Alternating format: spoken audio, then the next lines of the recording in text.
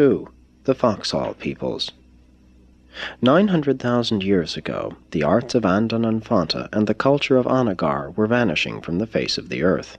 Culture, religion, and even flintworking were at their lowest ebb. These were the times when large numbers of inferior mongrel groups were arriving in England from southern France.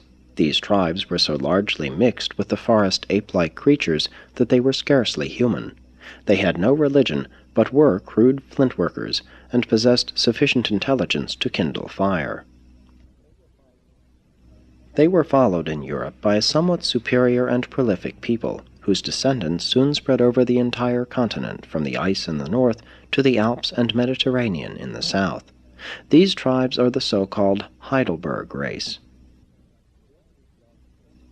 During this long period of cultural decadence, the FOXHALL peoples of England and the Batanan tribes northwest of India continued to hold on to some of the traditions of Andan and certain remnants of the culture of Anagar. The FOXHALL peoples were farthest west and succeeded in retaining much of the Andanic culture. They also preserved their knowledge of flintworking, which they transmitted to their descendants, the ancient ancestors of the Eskimos.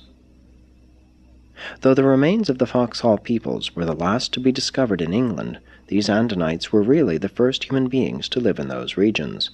At that time, the land bridge still connected France with England, and since most of the early settlements of the Andan descendants were located along the rivers and seashores of that early day, they are now under the waters of the English Channel and the North Sea, but some 3 or 4 are still above water on the English coast.